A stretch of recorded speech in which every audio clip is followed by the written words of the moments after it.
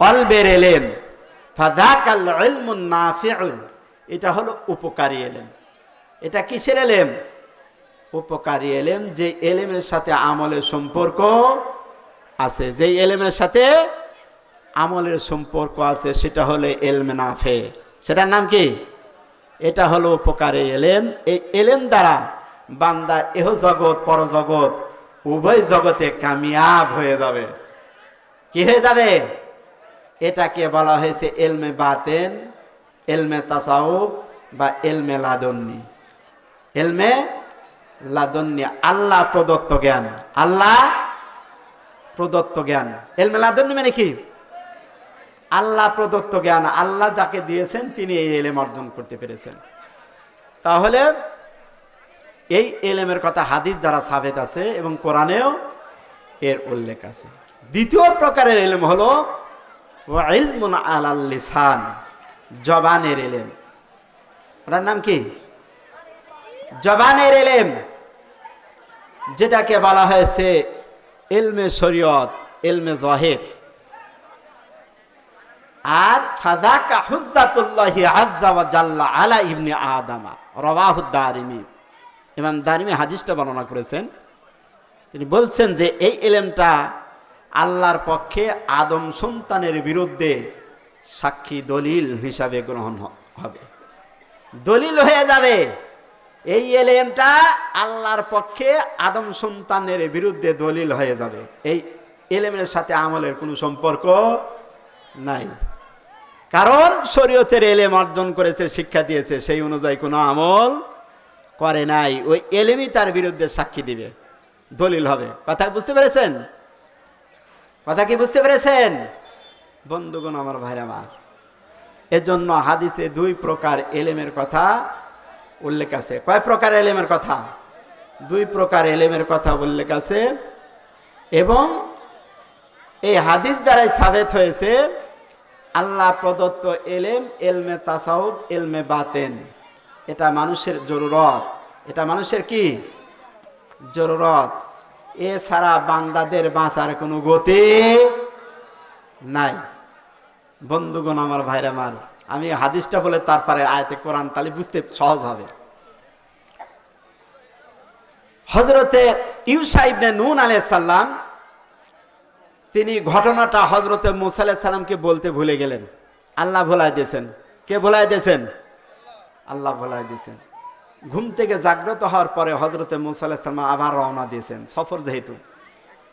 পুরা এক রাত এবং একদিন তারা সফর করেছেন। কি করেছেন? এক রাত একদিন তারা সফর করেছেন। সফর করার পরে হযরতে মূসা আলাইহিস সালাম এবার ইউসা ইবনে নূন আলাইহিস সালামকে বললেন যে, ক্লান্ত, পরিশ্রান্ত, ক্ষুধার্ত, নাস্তা আনো। এখন যেই বলছেন নাস্তা আনো, তাফসীরের ভিতরে আছে যে ওই ভাজা মাছ তারা একটু খেয়েও ছিলেন। তারা কি করেছিলেন? ওটা আহার হিসাবে, খাবার হিসাবে তারা খাবার খেয়েও ছিলেন।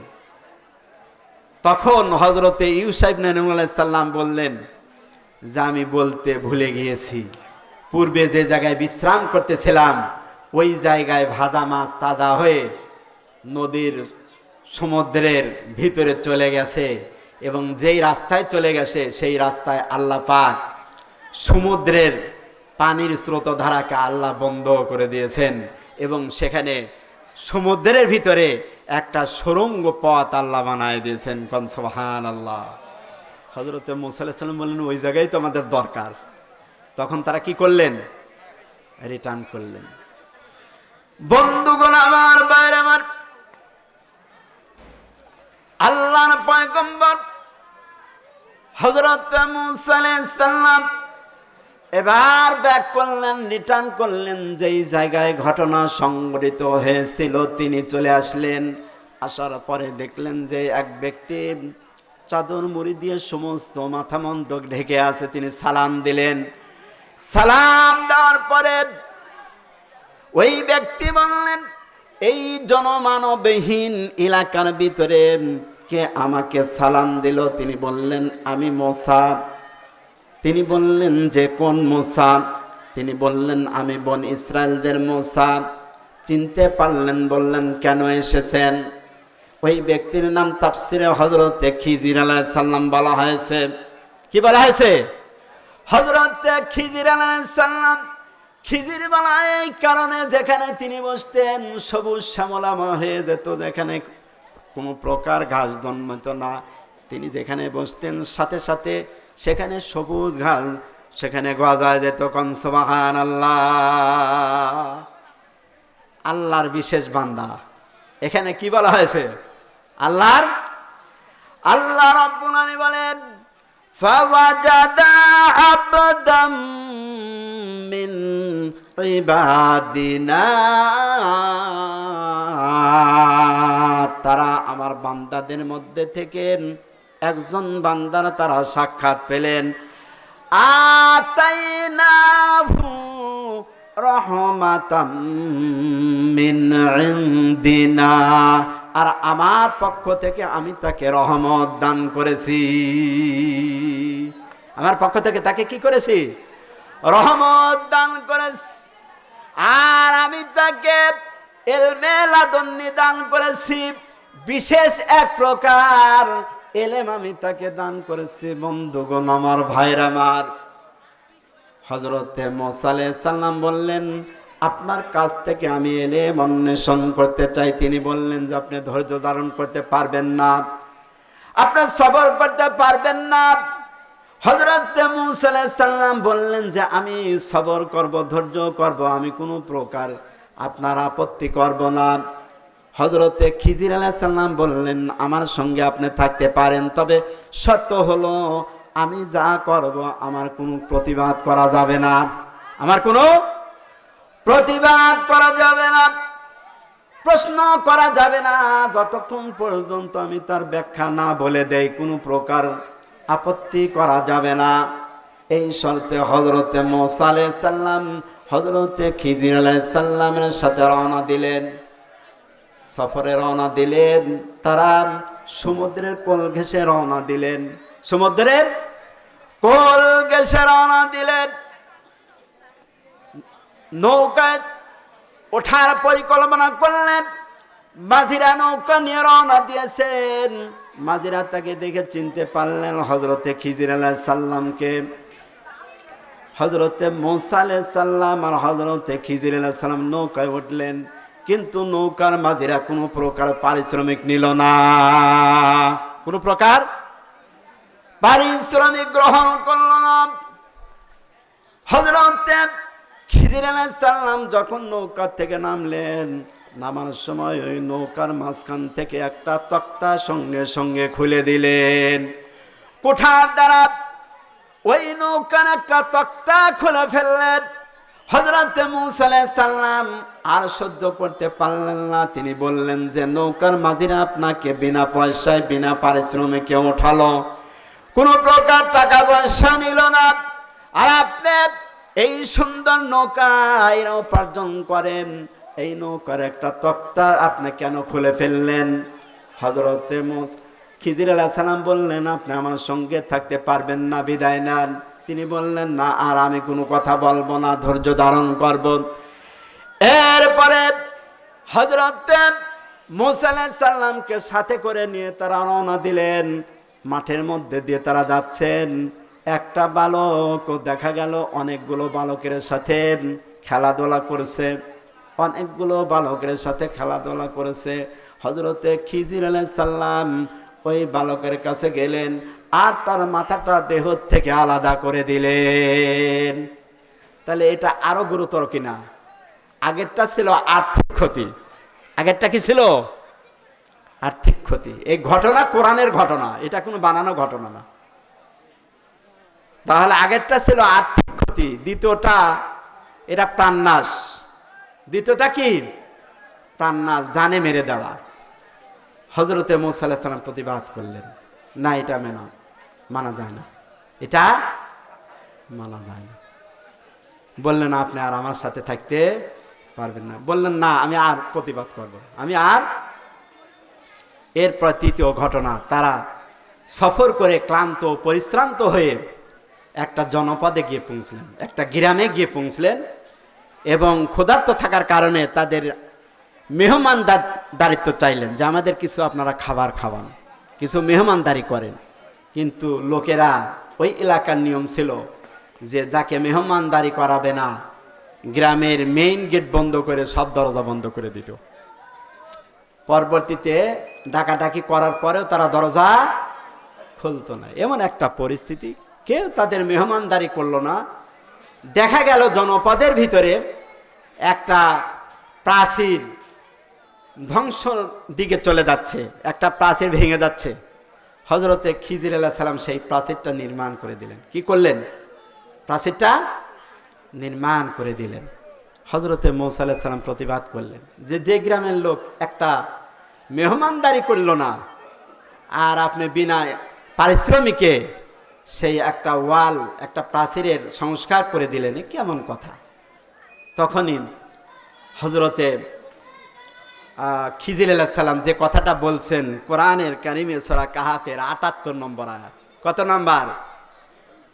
আল্লাহ রাব্বুল আলামিন হযরতে খিজির আলাইহিস সালামের কথাটা আল্লাহ কোরআনুল কারিমে সূরা কাহাফের ৭৮ নম্বর আয়াতে আল্লাহ কোট করলেন, ক্বালা হাযা ফিরাকু বাইনি ওয়া বাইনিক সাউনাব্বিউকা বিতাবিলি মা লাম তাসতাতি আলাইহি সাবরা। হযরত খিজির আলাইহিস সালাম বললেন, এখানে আমার আর আপনার সম্পর্ক, রিলেশন, এটা সম্পর্ক ছেদ হয়ে গেল। আর আপনি আমার সঙ্গে থাকতে পারবেন না। আর আপনি যেই বিষয় ধৈর্য ধারণ করতে পারেন নাই তার ব্যাখ্যা তাৎপর্য আমি বলে দিচ্ছি। তার ব্যাখ্যা কি আমি বলে দিচ্ছি। তাহলে এই ব্যাখ্যা হযরতে মূসা আলাইহিস সালামের জানা আছে কি নাই? এটা কি জানা আছে কি নাই? বন্ধুগণ আমার, ভাইয়ের আমার, হযরত খিজির আলাইহিস সালাম বললেন, আল্লাহ পাক আমাকে যা দান করেছেন তা আপনার কাছে নাই, আর আপনার যা কাছে আছে সেটা আমার জানা নাই। কথা ঠিক কিনা? এই কথা কিন্তু তাফসীরের ভিতরে রয়েছে। আল্লাহর নবী বলছেন হযরতে মূসা আলাইহিস সালাম যদি ধৈর্য ধারণ করতেন আরো কিছু জানা যেত। কোন সুবহানাল্লাহ। আরো কিছু জানা যেত, অবগত হওয়া যেত। প্রথম ঘটনা হলো আল্লাহ রাব্বুল আলামিন বললেন, খিজির আলাইহিস সালাম তার ব্যাখ্যায় যেটা বলে দিলেন ওই কথা আল্লাহ তাবারক ওয়া তাআলা সূরা কাহাফের ৭৯ নম্বর আয়াতে আল্লাহ বললেন, আম্মাস সাফিনাতু ফাকানাত লিমাসাকিনা ইয়ামালুনা ফিল বাহরি ফাআরাদতু আন আইবাহা ওয়া কানা ওয়ারাআহুম মালিকুন ইয়াখুযু কুল্লা সাফিনাতিন গাসবা। বলুন আল্লাহু আকবার। হযরত খিজির আলাইহিস সালাম ব্যাখ্যায় বললেন, এই যে নৌকার ব্যাপারটা, যেই নৌকার তক্তাকে খুলে দেওয়া হয়েছিল সেটা ছিল কয়েকজন দরিদ্র ব্যক্তি। সেটা কি ছিল? মিসকিন। মিসকিন মানে কি? লিমাসাকিনা বলা হয়েছে, কয়েকজন দরিদ্র ব্যক্তির মিসকিন বলা হয়। এমন নিঃস্ব দরিদ্র যে তাদের কোনো টাকা পয়সা নাই, আছে সামান্য, তবে সেটা নিসাব পরিমাণ নয়, সেটা নিসাব পরিমাণ কোনো সম্পদ নয়, সেটা মিসকিন। তাফসীরের ভিতরে আছে এই নৌকার মাঝি যারা ছিল তারা 10 ভাই ছিল। কয় ভাই? 10 ভাই ছিল। এরা নৌকা চালায় উপার্জন করতো, ভাড়া খাটাতো। কি করতো? আল্লাহ রাব্বুল আলামিন বলেন, ইয়ামালুনা ফিল বাহরি, তারা সমুদ্রের মধ্যে জীবিকা অন্বেষণ করত, অর্থাৎ নৌকা চালায় তারা ভাড়া অর্জন করত। ওই টাকা দিয়ে তারা সংসার চালাতো। বন্ধুগণ আমার, ভাইরা আমার, এই 10 ভাইয়ের ভিতরে 5 ভাই ছিল বিকলাঙ্গ, প্যারালাইসিস রোগের রোগী। বিকলাঙ্গ রোগী ছিল 5 জন, আর এই 5 জন, বাকি 5 জন তারা সমুদ্রে নৌকা চালায় তারা উপার্জন করত। আল্লাহ কোরআনে বলে দিলেন তাই। হযরত খিজির আলাইহিস সালাম বললেন, ফাআরাদতু আন আইবাহা, আমি ইচ্ছা করলাম যে সেটা আমি ত্রুটিযুক্ত করে দেই, দোষযুক্ত করে দেই, তক্তাটা খুলে দেই। আমি এটা ইচ্ছা করলাম, কেননা ওয়াকানা ওয়ারাহুম মালিকুই ইয়াখুযু কুল্লা সাফিনাতিন গাসবা। অপরদিকে ছিল একজন জালিম বাদশা। কি ছিল? জালিম বাদশা। সে কি করত? বল প্রয়োগে জোরপূর্বক ভাবে প্রত্যেকটা নৌকা ছিনাই নিত। কি করত? ছিনাই নিত। বাদশা যদি ভালো নৌকা দেখে, সেই ভালো নৌকাকে ছিনাই নিত। এ কারণে আমি নৌকাটা কি করে দিছি? আমি নৌকাটা ছিদ্র তক্তা খুলে দিছি। ভালো নৌকা দেখলে তো নিয়ে নেবে। আপনারা কি বুঝতে পেরেছেন? ভালো নৌকা দেখলে নিয়ে নিবে, এই কারণে আমি নৌকাটা ত্রুটিযুক্ত, দোষযুক্ত করে দিয়েছি, যাতে আর জালিম বাদশা নিতে না পারে। তাহলে এটা ভালো হলো না খারাপ হলো? কিন্তু বাহ্যিকভাবে কিন্তু বোঝা যায় না। বাহ্যিকভাবে কি বোঝা যায়? বাহ্যিকভাবে বোঝা যায় না। বন্ধুগণ আমার, ভাইরা আমার, এই জন্য 2টা দিক থাকে, একটা বাহ্যিক আর একটা হলো আভ্যন্তরীণ। বাহ্যিক আর একটা হলো আভ্যন্তরীণ। ওলিদের যে ক্রিয়াকলাপ, এর ভিতরে 2টা দিক থাকে, একটা হলো বাহ্যিক আর একটা হলো আভ্যন্তরীণ। 2টা দিকেই তারা কাজ করে থাকেন। বন্ধুগণ আমার, ভাইরা, এটা গেল নৌকার ব্যাপার। এটা কিসের ব্যাপার গেল? নৌকার ব্যাপার। এরপরে বালকের ব্যাপার, সেটা তো আল্লাহ কোরআনে বলছেন। সেটা বলছেন 80 নম্বর আয়াতে। কত নম্বর? আল্লাহ রাব্বুল আলামিন সরাসরি কোট করে দিয়েছেন সূরা কাহফের ভিতরে, ওয়াম্মাল গুলামু ফাকানা আবওয়াহু মুমিনাইনি ফাখাশিনা আই ইউরহিকাহুমা তুগয়ানা ওয়া কুফরা।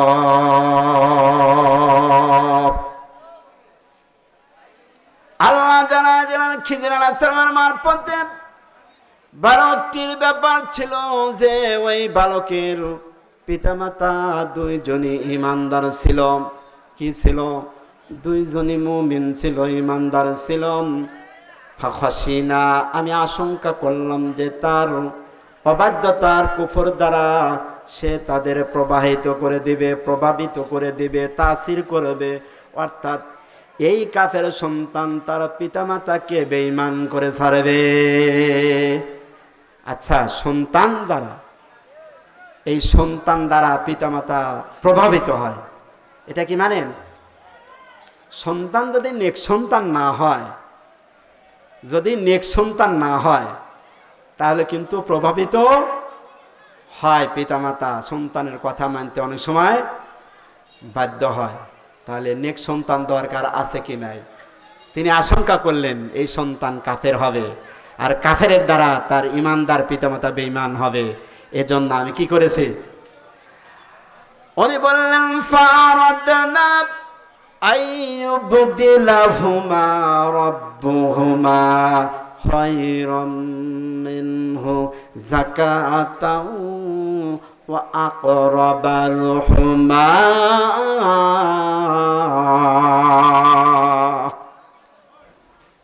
আমি ইচ্ছা করলাম যে আল্লাহ ওদের পিতামাতাকে এমন একটা সন্তান দান করুন যে উত্তম হবে, পবিত্রতায়, ঘনিষ্ঠ ভালোবাসায়, মহাব্বতে আল্লাহ এই সন্তানের পরিবর্তে এমন একটা সন্তান তাদের দান করুন, যেই সন্তান নেককার হবে, যেই সন্তান পবিত্র হবে, যেই সন্তান ভক্তি শ্রদ্ধায় ভালোবাসায় ওর চাইতে উত্তম হবে।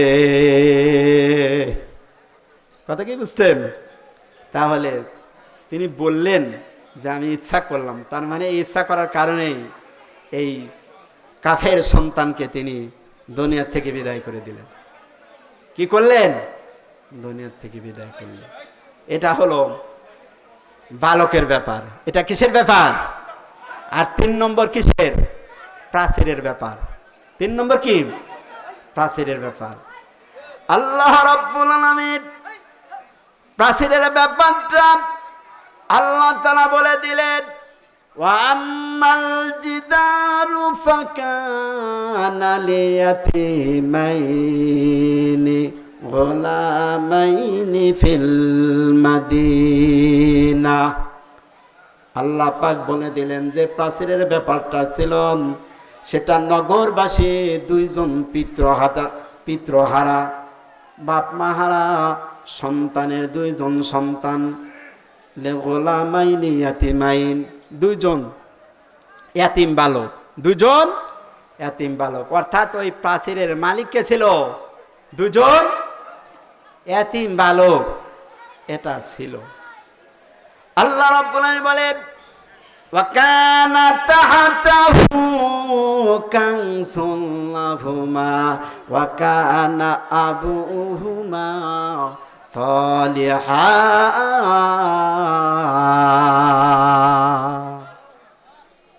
আল্লাহ তাআলা জানায় দিলেন যে এই প্রাচীরের নিচে তাদের গুপ্তধন ছিল।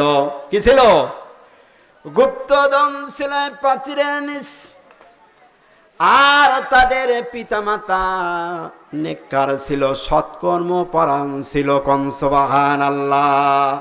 এই জন্য কারো পিতামাতা যদি সৎকর্ম পরায়ণ হয়, নেককার হয়, তাহলে এই নেককারদের সন্তানাদিকে ভক্তি শ্রদ্ধা করা প্রত্যেক মুমিনের উচিত।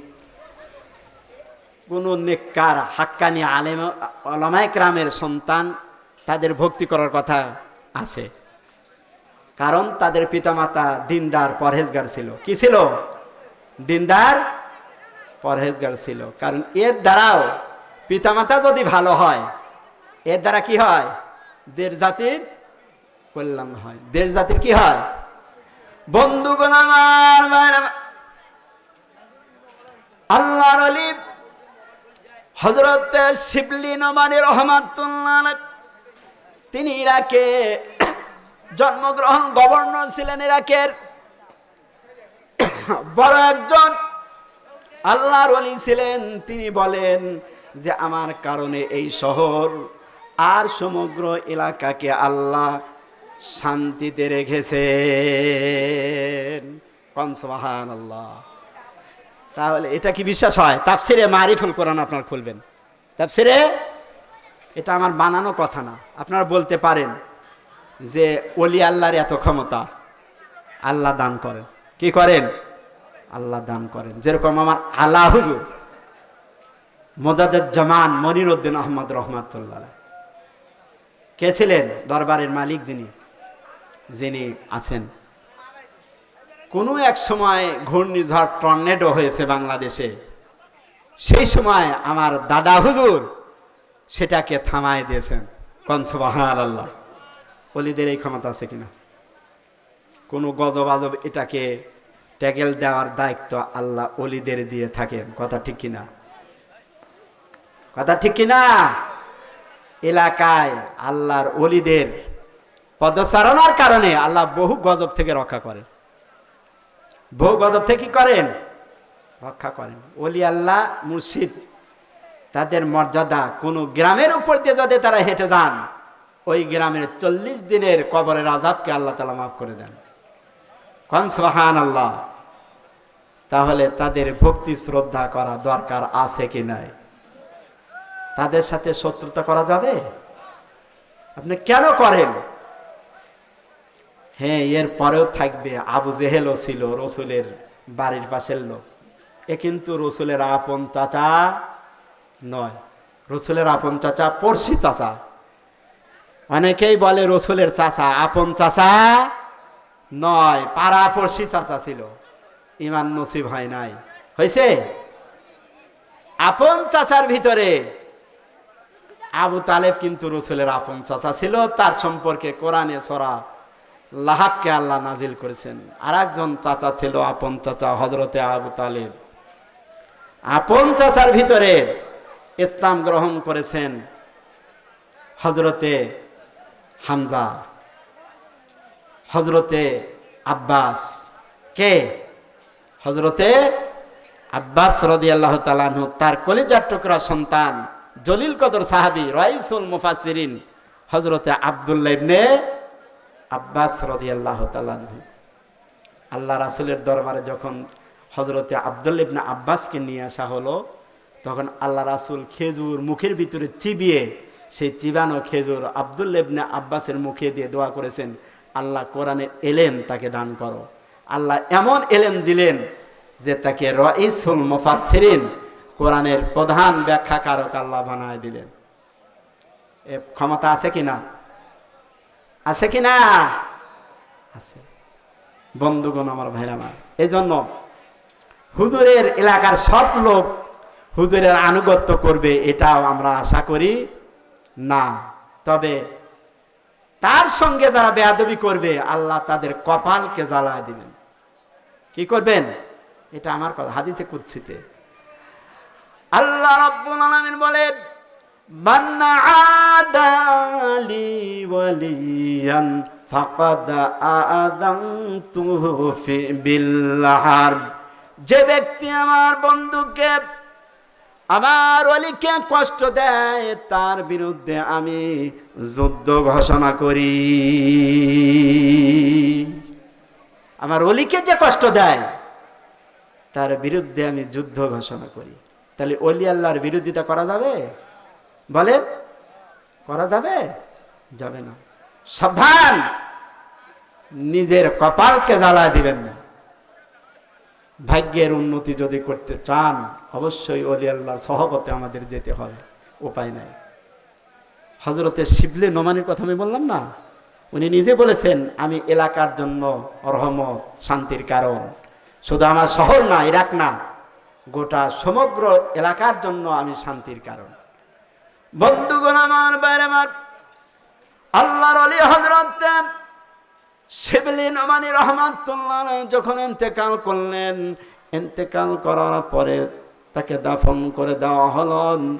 দাফন করার পরে দাইলামার কাফেররা দাজলা নদী অতিক্রম করে তারা ইরাক শহরকে দখল করে নিল। লোকেরা বলল, এই যে দেখো, যতদিন পর্যন্ত আল্লাহর ওলি হযরত শিবলি নোমানী রাহমাতুল্লাহ আলাইহি বেঁচে ছিলেন, ততদিন পর্যন্ত কোনো কাফের ইরাক দখল করতে পারে নাই। এই জন্য আল্লাহর ওলি যেই জনপদে থাকেন, যেই এলাকার মধ্যে থাকেন, ওই এলাকায় আল্লাহর পক্ষ থেকে রহমত নাজিল হয়ে যায়। কি হয়ে যায়? রহমত নাজিল হয়ে যায়। বন্ধুগণ আমার, ভাইরা আমার, আল্লাহ পাক এই প্রাচীরের ঘটনা বর্ণনা করতে গিয়ে বললেন যে তার পিতামাতা ছিল নেককার। তার পিতামাতা কি ছিল? নেককার ছিল, সৎ কর্মপ্রায়ণ ছিল। আল্লাহ রাব্বুল আলামিন বলেন, রহমাতাম মির রাব্বিক ফাআরাদনা আই ইবলিগা আশুদ্দাহুমা কানজাহুমা। এই ব্যাপারটা আল্লাহর রহমতে হয়েছে। কার রহমতে হয়েছে? আল্লাহর রহমতে হয়েছে। আল্লাহ পাক কি করলেন? হযরতে খিজির আলাইহিস সালাম বললেন যে আমি ইচ্ছা করলাম যে তারা যৌবনে পদার্পণ করুক, তারা যৌবনে পদার্পণ করুক, আর তাদের ধন সম্পদ তারা গুপ্ত ধনকে তারা রক্ষা করুক। এই কারণে আমি তাদের প্রাচীরকে নির্মাণ করে দিলাম। ওমা ফাআলতুহু